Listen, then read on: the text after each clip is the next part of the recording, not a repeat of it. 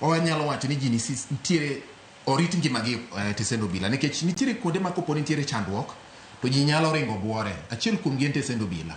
Ma ng'ato wacho ni kopo ni an gi gira moro kata kanilawa gi nyamburko mara oko, taringa dhi adonjo kubila ta feel ni koro unprotected. To kae mano wanene samoro moko kuom monj moko kotimie. Ma nyiso ni Kenya ni kama nade weche mag safety in jatelo mosetie weche mag arita. Mar ariyo, wach mar ni ka ng'ato riwo machiegni gi dho kar obila, ka ng'ato riwo, mano kaluwore gi jatend migawo mar arita, ka ng'ato riwo ng'amo biro machiegni gi tesend obila to koro chwad magina ka en gi intention marach, ma nyalo wacho ni koro waketo obila imiyo gi nyadhi nikech samoro koro isingone gi nitiere ng'at mabiro chung' e mbele gi kata mabiro geng'o gi sama midhiero moro mako gi.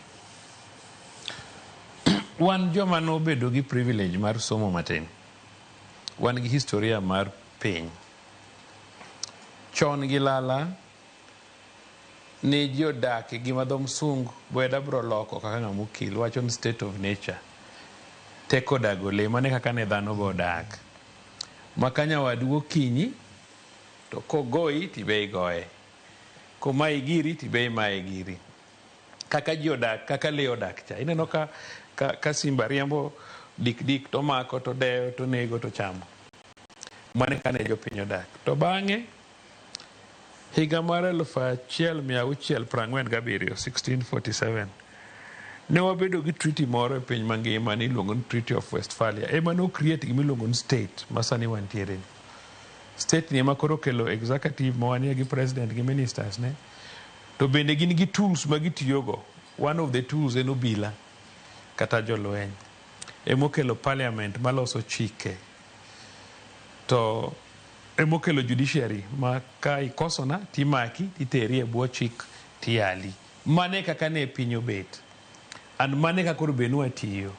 Koro hawa maber Kenya ka wan gi katiba iluongo ni Constitution 2010.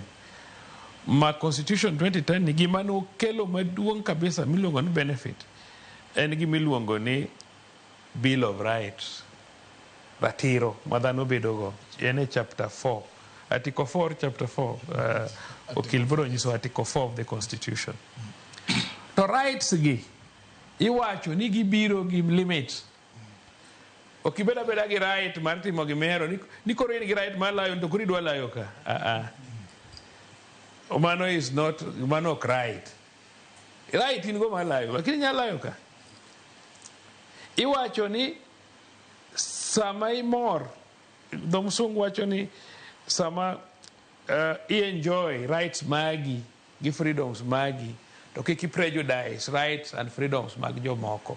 Kik bed ni mor mari iketho nego jomoko. Iwinja? So gigi ten gi limits, kata wuoyo ni gi limits. Koro article 37 mar ng'anyo ma koro ni iwacho ni ng'ato ka ng'ato nigi ratiro mar ng'anyo, mar bet kamoro achiel, chokruok, assembly, mar picketing mano wacho cha. But iwacho ni peaceably and unarmed. An ing'e ni asebedo gi nying marach kabisa e luoka kana an jawuoyo mar obila. Kana nyiso ji, tiya winjo ka berna kabisa ka winjo ka jakom wacho ni peaceably and unarmed. Ni wach mane gima sheria wacho. Kata obed jothurwa mane ng'anyo, kata bed ni jorabuon mane ng'anyo, kata bed joturkana mane ng'anyo, peaceably and unarmed, to nitie limits.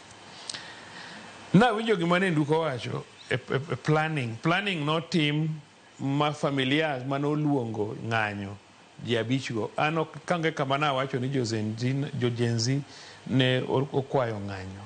Familia mane jogi otho abich, mon 4 manye wuot gi nyithindgi otho, to gi wuoyi achiel manowadgi otho, ema nokwayo ni gidwa bedo gi ng'anyo mamuol. To ne gikwayo jo Kenya mondo join gi. To ng'anyo ni nitimo Nairobi to nochakre saa 4.